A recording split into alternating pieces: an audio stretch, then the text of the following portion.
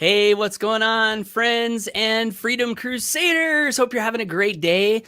In today's video, I wanted to go live again and talk about the traffic Ponzi Supernova and why chasing done-for-you customers, to me, after well over a decade of building businesses from home, seems to be fool's gold. And this message was inspired by an email that I got yesterday from the same individual that inspired yesterday's video. So thank you for the questions. Thank you for the inspiration. And here is the video answer. And I'm going to do my very best to, in this video response, be kind but not weak, and I want to give you the answer that you know, for the question that you asked. And hopefully this can be of value to anyone else out there in network marketing, affiliate marketing, home-based business who maybe is just getting started. Because here's the thing: if you understand what I'm going to share with you in this video, I think it can really help you avoid a lot of wasted effort, wasted time, wasted money, because you can have a clearer sense of what is real and what is not real. And there's so much time and effort and money wasted in chasing the not real, in my opinion, you know, based on my experience building successful businesses from home now for a very long time. So here are the questions that I want to throw out there. And if you're tuning in live, see, we've got some live viewers. How y'all doing? Good to see you. Let me know who you are down below. And if you're watching the replay, let me know also. I love seeing who's tuning into these. So here's the email. So I got this email yesterday and it said, thanks for the clarification. Let's see if I'm finding the right message here. Hold on, back up for a second. Sorry guys, I pulled up the wrong email. So here is the email. Okay, so Paul, my real point is that since you have the technology for mass distribution of a solicitation to join the all-in-one, to join your business, right? Why not put it to use immediately when a new person signs up? I don't see, and basically what he's asking is, when someone joins, why don't we do the marketing and we do the work to get that new person a new customer right when they join? That's the question. It goes on and says, I don't see the value in putting that new sign up through the discomfort, awkwardness of soliciting friends or family. By the way, you don't have to do that. Our training teaches you how to generate leads. So we're not forcing that. It's never the force, never the intent.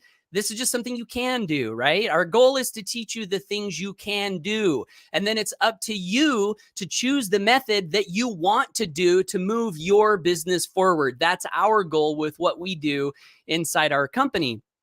So it continues on. I don't see the value of putting that new sign up through the discomfort, awkwardness of soliciting friends or family when the technology that you have in hand and are able to teach new signups allows you to do mass solicitation right away and put the new sign up in profit within days of signing up. If your company took on this role, I believe it would significantly add to the number of signups that you get. I know it would make a difference to me and my friends.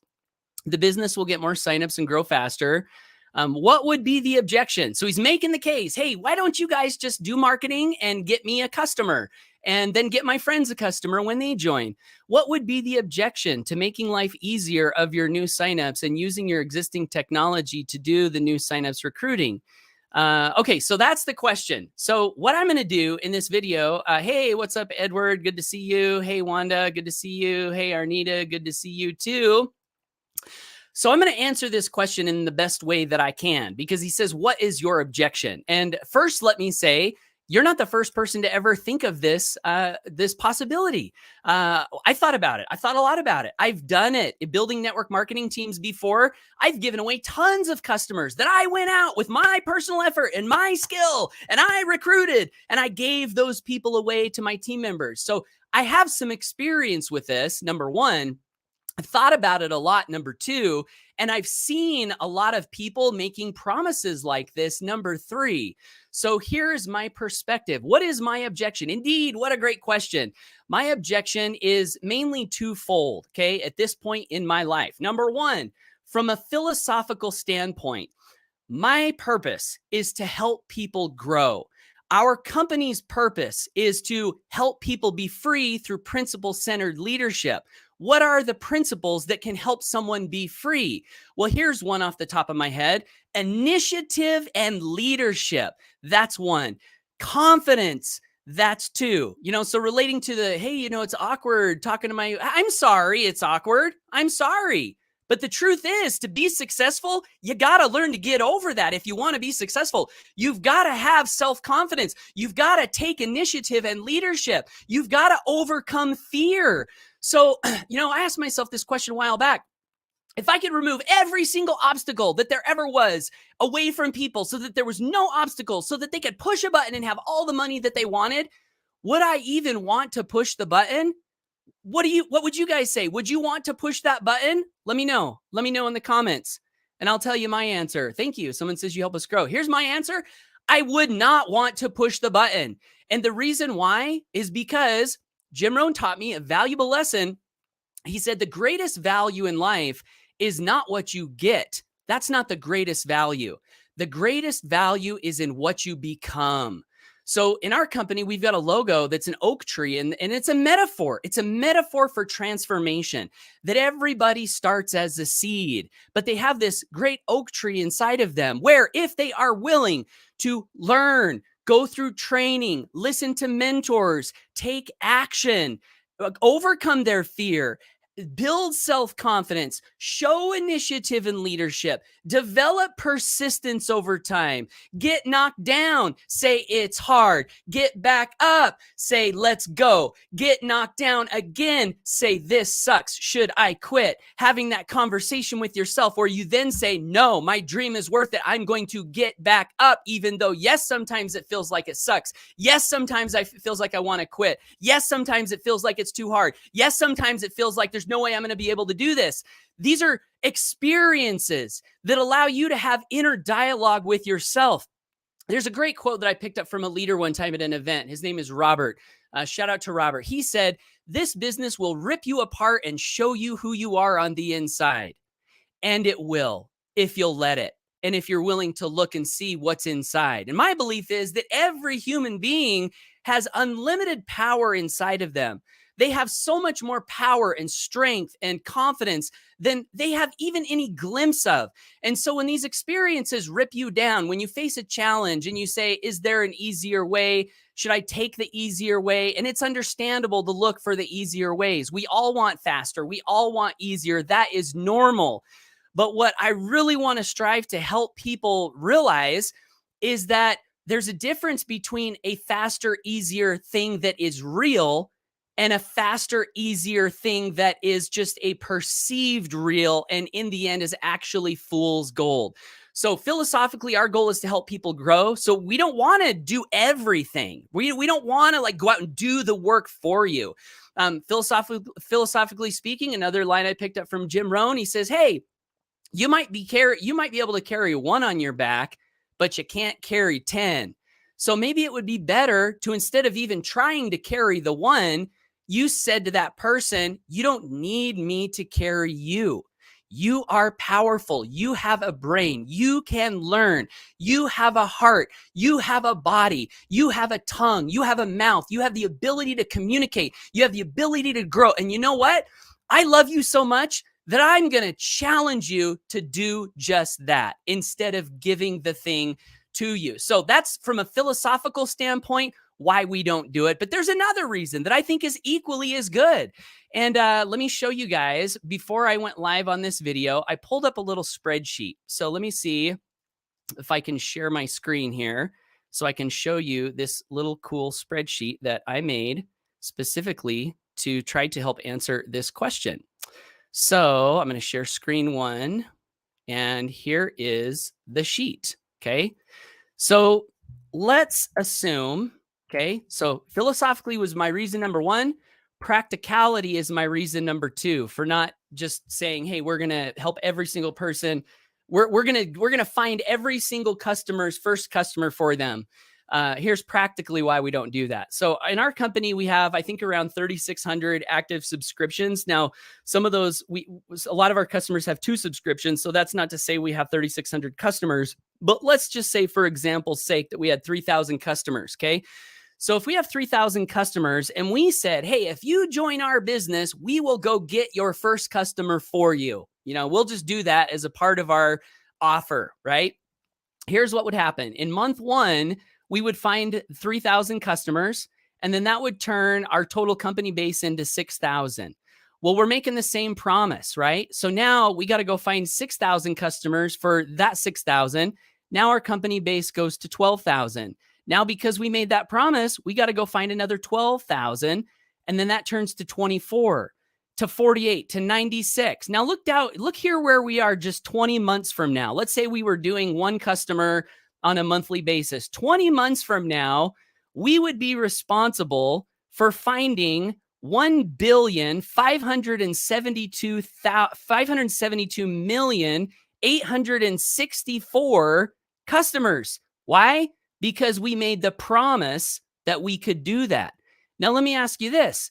Even if you're an amazing marketer, let's say you can handle the first month, and I'm not even saying I can, because I'm good enough at marketing and sales that I was able to generate enough leads and sales to have success, my own success, and retire myself at 40 years young. That's how good I am.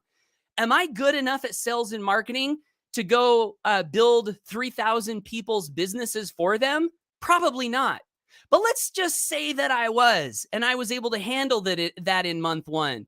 Would I be able to handle it in month 2, month 3, month 4, and in month 20, where now it's my job to find 1 billion customers for my customer base? So the practicality of this promise does not pan out when you write it out. And because part of our philosophy in our company is to under promise and over deliver. And also because part of our philosophy is to be truthful in our marketing, we do not want to do what I've seen some companies do and just make this promise because maybe they could handle it for a while and then eventually have it go away. I would much prefer that when words fall from my mouth, they're true. They're just as true today as they are, 5 years from now, 10 years from now. Now, can that be the case? I don't know. Working on it, right? But that's the goal. I want my words to matter. And so practicality, this model fails. Now, historically, I've been in business, as I mentioned, for well over a decade. Historically, how have I seen this actually work where a company says, we will get your first customer for you? And I'm excluding Ponzi schemes, like straight up Ponzi schemes, okay? So historically, I remember a guy named Mike Dillard, who some of you guys might know, who wrote a book called Magnetic Sponsoring. Some of you guys may have read that book, and I'm going to come back to my screen here. Some of you may have read that book. That's right, Lindy. I actually wrote that in the email back yesterday. If you give a man a fish, he eats for a day. If you teach a man to fish, he eats for a lifetime. Exactly right. So Mike Dillard wrote Magnetic Sponsoring.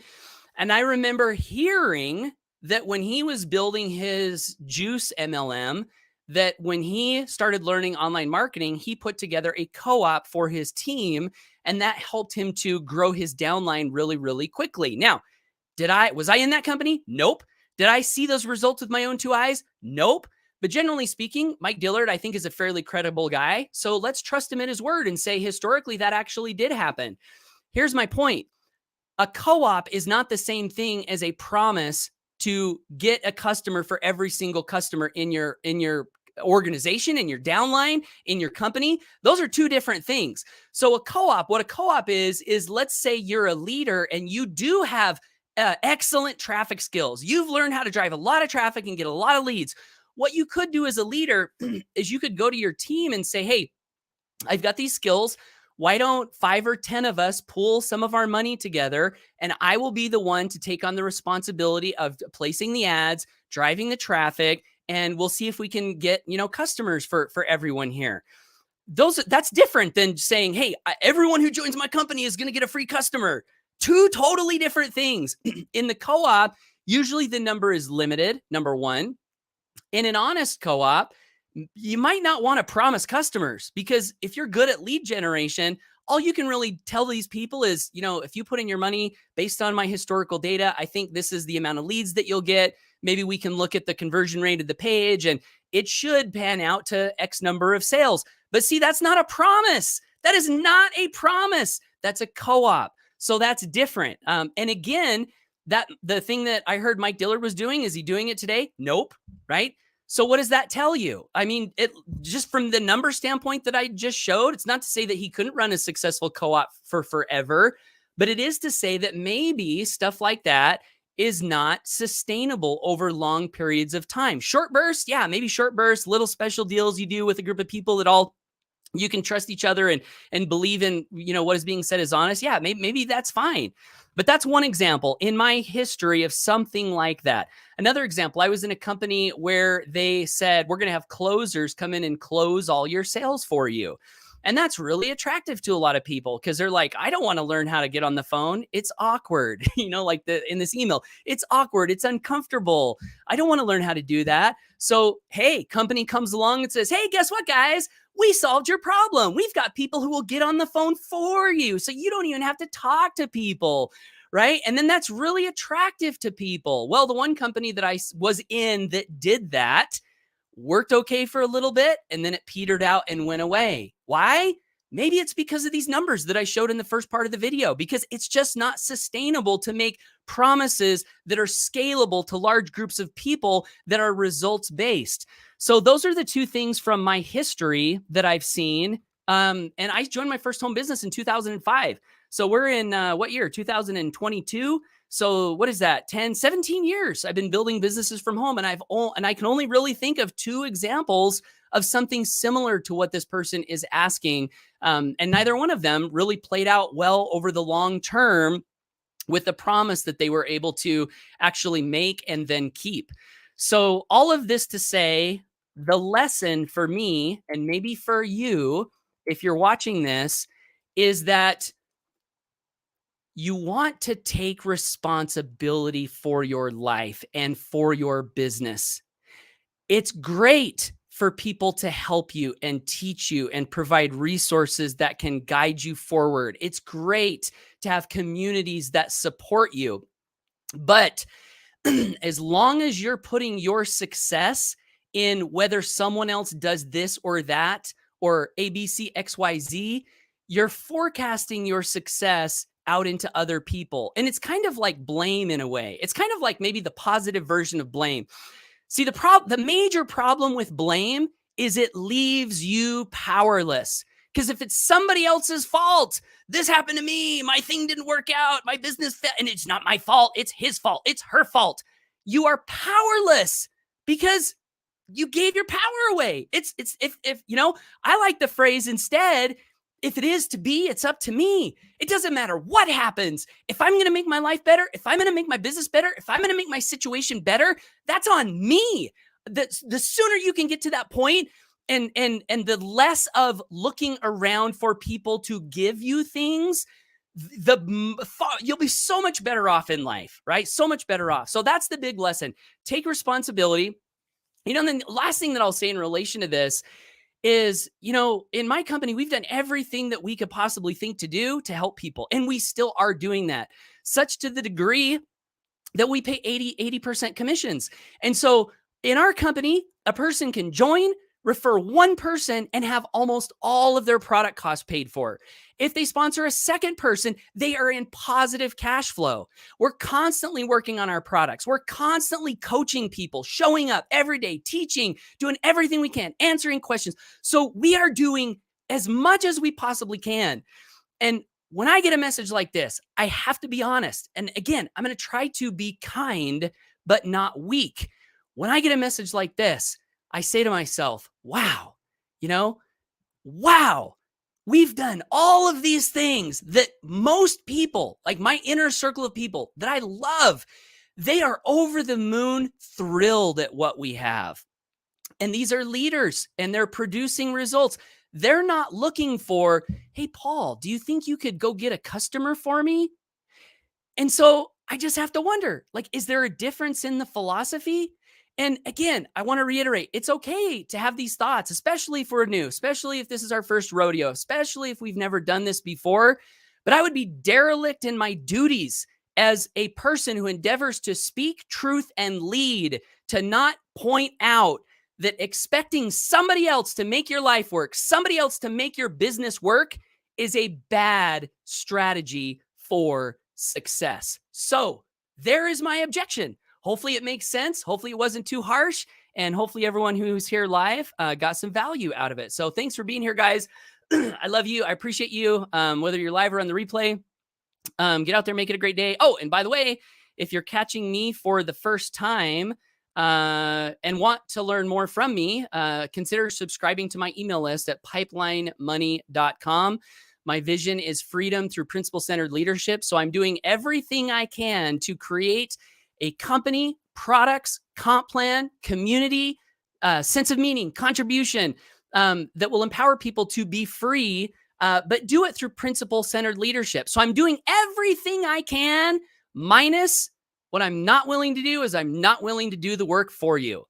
So if you're willing to do the work, then I might be able to help you either from our company standpoint or from some of the content that I send out that may relate to some of the things that you're doing in business. So thanks for the comments. Appreciate it, guys. Hope you have an awesome day, and bye for now.